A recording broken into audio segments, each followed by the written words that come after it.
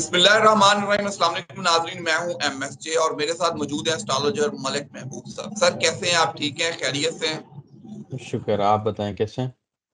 Sir अल्लाह का करम बड़ा आसान। सबसे पहले आप यूएसए का वेदर बताएं, कैसा है? कहीं तूफान की पेशन गोई थी? कैसा आप देख रहे हैं? आप कहाँ पे हैं? खैरियत से हैं? जी, अनफॉर्चुनेटली यहाँ पे तो हर वक्त ही कोई ना कोई तूफान आया रहता है। लेकिन इस वक्त यहाँ पे हेलन करके एक वो चल रहा है, ट्रॉपिकल स्टॉर्म, हरिकेन कह सकते हैं। तो ये आज रात को इधर आएगा, जॉर्जिया से टेनेसी और इस एरिया में सारा में मतलब होगा काफ़ी। आई होप कि इतनी तबाही ना मचे, लेकिन एक्सपेक्टेड है कि काफ़ी मुश्किलात आने वाली हैं। और मैंने जैसे कहा है कि आने वाले टाइम में यूएसए के हालात कुदरती और मैन मेड पोजीशंस काफ़ी डिफिकल्ट होने वाली हैं।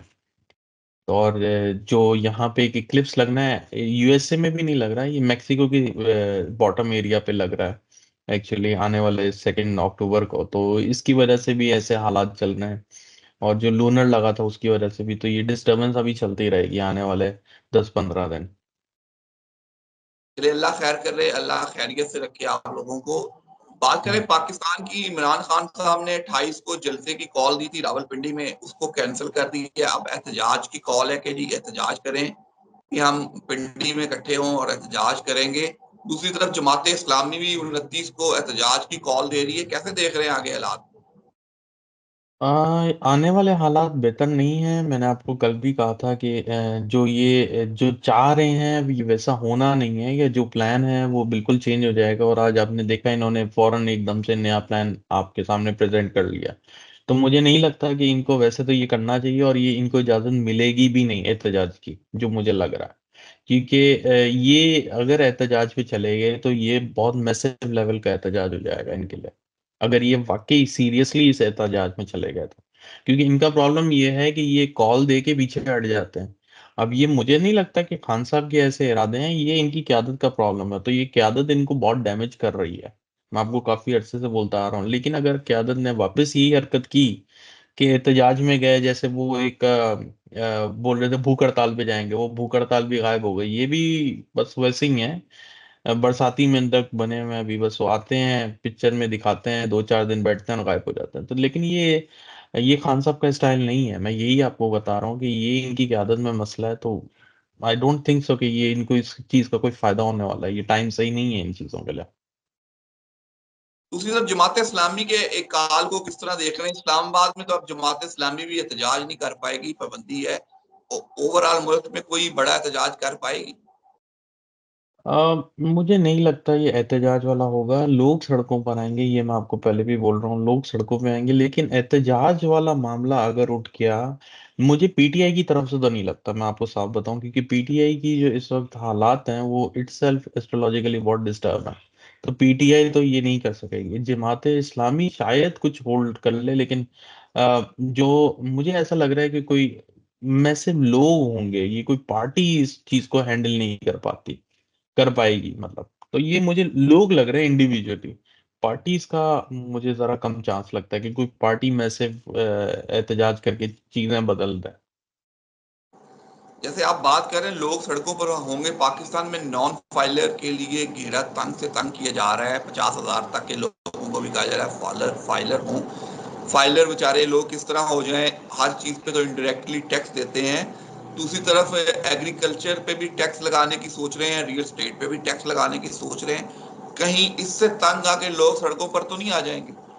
जी, पॉसिबिलिटीज हैं। ये इनसे नहीं, ये पूरी जो जो भी गवर्नमेंट अपने लिए नए रास्ते खोलेगी उनका रिएक्शन होगा। इस वक्त जो हालात है ना, मुझे लगता है कि हर चीज पे ही गवर्नमेंट टैक्स लगा रही है। ऐसा कोई नहीं है कि कोई टैक्स से बचा हुआ है। लेकिन अलबत्ता हालात कुछ जो हैं, मैं आपको वापस से बता रहा हूँ कि जो इस वक्त दिख रहा है वैसा नहीं होने वाला। ये बिल्कुल एक टर्न अराउंड हो गया, सिचुएशन बिल्कुल बदल जाएगी। और कोई नए मामलात ऐसे उठ जाएंगे जो किसी ने सोचे नहीं होंगे। तो सिक्के का दूसरा पहलू सामने आने वाला है, मेरा कहने का मकसद ये है। तो जो हम सोच रहे हैं, या जो ये लोग प्लान कर रहे हैं, या जो गवर्नमेंट प्लान कर रही है, ऐसा कुछ नहीं होगा। धोखा होगा, जरूर धोखा होगा, और उसमें ही कोई नई चीज उठ जाएगी, एकदम से सामने आएगी हमारा।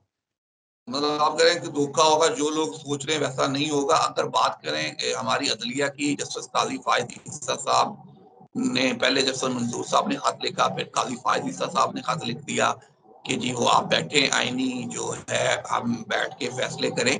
तो कैसे देखते हैं, अदलिया खुल के एक दूसरे के सामने आ रहे हैं, सीनियर जजेस भी एक दूसरे के सामने तकरार में आ रहे हैं। इन दिनों में कोई बड़ा डेवलपमेंट तो होती हुई अदलिया में नजर तो नहीं आ रही? अ, जो अगले 2 हफ्ते हैं सर, उसमें हर किस्म की डेवलपमेंट हो सकती है, क्योंकि ये इतना वास्ट सब्जेक्ट है एस्ट्रोलॉजिकली कि मैं इसको कंपाउंड नहीं कर सकता हूँ कि ये इस वजह से होगा, उस वजह से होगा, क्योंकि अभी जो मामलात है ना, हर जगह से डिस्टर्ब होने वाला है। कोई एक जगह हो तो मैं बोलूँ ये अदलिया से होगा, आवाम से होगा, एस्टेब्लिशमेंट से होगा, गवर्नमेंट से होगा, लेकिन मुझे ये सारे के सारे इस वक्त सब के सब उलझते हुए दिख रहे हैं एकदम से। तो एक दूसरे के सामने आना, एक दूसरे के राज खोलना, स्कैंडल आना, स्कैम होना, ये सब चीजें सामने आएंगी आपके। बिल्कुल, एक दूसरे के राज खुल रहे हैं, तमाम जजेस के भी राज खुल रहे हैं। दूसरी तरफ मखसूस नशिस्तों का केस की बात कर लें, इलेक्शन कमीशन अभी तक फैसला नहीं कर पाया, दोबारा सुप्रीम कोर्ट पे चला गया है। हालांकि 8 जजेस का वाज़ेह फैसला है कि तहरीक इंसाफ जमात है, उसकी सीटें बनती हैं, लोगों ने वोट दिया है, सीटें उन्हें दी जाएं। लेकिन इलेक्शन कमीशन ऐसा है कि वो फैसला कर नहीं पा रहा। नई तरमीम एक्ट के बाद वो कंफ्यूजन का शिकार है। कैसे देखते हैं आप? वो कंफ्यूजन का शिकार नहीं है, वो सिग्नल का वेट कर रहा है। वो सिग्नल मिल नहीं रहा, बस बात ये है। लेकिन मैं आपको एक सरसरी सी बात बताऊंगा, जब मैंने आपको कहा था कि ये सीटें पीटीआई के हक में नहीं दिख रही हैं, तो वो अगर ये आ भी जाती हैं तो पीटीआई को इसका कोई फायदा नहीं है।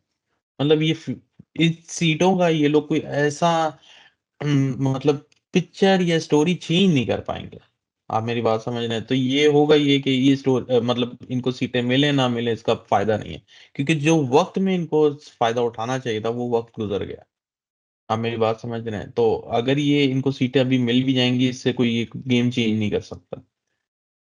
तो अब ये इसको बस रहने ही दें। इन शॉर्ट बात ये करें। इन शॉर्ट बात कर रहे हैं ऑन, एक ऑन पप्पी साहब हैं, तरीके इंसाफ के जनूबी पंजाब के रहनुमा हैं। उन्होंने बहुत बड़ा दावा किया है कि 30 अक्टूबर के बाद मरियम नवाज की हुकूमत कायम नहीं रहेगी। तो ये उनकी पेशन गोई है सियासतदान की। आपको भी ऐसा लगता है? ऐसा मुझे अभी नहीं लगता। मुझे लगता है कि वो 3 अक्टूबर के बाद और ये 4 अक्टूबर के बाद ऐसा कुछ भी नहीं दिख रहा है। हालात डिफिकल्ट होंगे हुकूमत के, ये मैं आपको बोलता आ रहा हूँ। October November is a tough time और काफी झटके लगेंगे हुकूमत को। लेकिन अभी अगर ये बोल रहे हैं कि 3 अक्टूबर के बाद चली जाएगी, ये ऐसी बात नहीं दिखती। 30 अक्टूबर के बाद?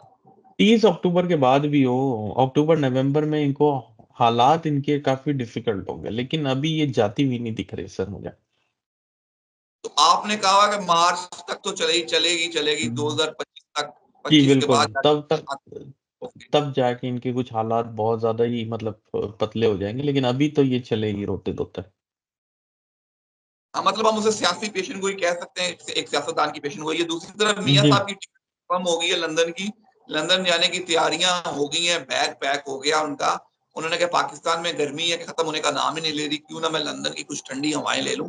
आप कैसे देखते हैं मियां साहब को लंदन जाते हुए? सर फिर अगर ये ठंडी हवाएं लेने जा रहे हैं तो फिर ये अगले साल से पहले तो नहीं आएंगे। इतनी जल्दी इनके वापसी के आसरात नहीं दिख रहे हैं मुझे। फिर मेरे, आपको लगता नहीं कि मियां साहब फिर पाकिस्तान वापस नहीं आएंगे? क्योंकि रिटायरमेंट तो ले चुके हैं, ऐलान नहीं किया, लेकिन फिर बाकी जिंदगी कुछ लंदन में ही गुजारेंगे कुछ अर्सा। इनके बस आते जाते ही चक्कर लगेंगे, लेकिन अभी जैसे मैंने बोला है, ये गुमनामी की जिंदगी में चले जाएंगे, तो ये अब गुमनामी की जिंदगी में ही है ऑलमोस्ट। ऐसा कुछ भी नहीं है, तो अभी इनके रहने ना रहने, आने जाने से किसी को कोई फर्क नहीं पड़ेगा।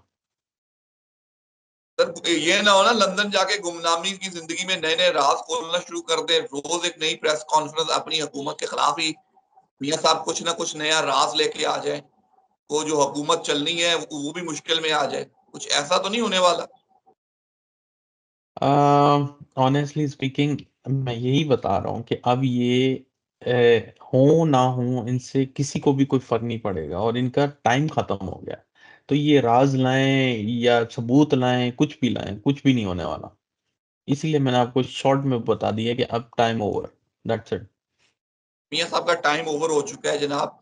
तो दूसरी तरफ अगर आपसे बात करूं, मौलाना फजल रहमान और तरीके इंसाफ की कुर्बतें बढ़ रही हैं। कहीं ना कहीं रात भी सलमान अकबर राजा साहब और हामिद खान साहब मिले उनसे, तो कैसे देख रहे हैं? कह रहे हैं कि उन्होंने आगे बाद जाके बात भी की मीडिया से कि मौलाना साहब मुकम्मल हमायत कर रहे हैं हमारी बातों की, लेकिन मौलाना साहब की जमात का बंदा उनके साथ कोई नहीं था। कैसे देख रहे हैं? कुर्बतें मजीद बढ़ेंगी कि या कहीं जाके कोई झटका लग जाएगा? एक अल्फाज में सिर्फ कहूंगा, धोखा। बस दैट्स इट। ये फिर धोखा होगा। रीजन मैं बता रहा हूँ, धोखा इसलिए होगा, मैं एस्ट्रोलॉजिकली बताता हूँ आपको, क्योंकि ये टाइम जो चल रहा है ये धोखे का चल रहा है।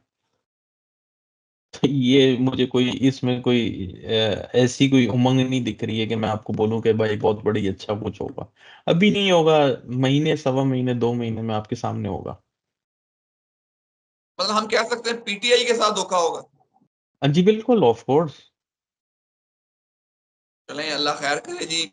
पीटीआई के लिए भी बेहतर करे, पाकिस्तान के लिए भी बेहतर करे।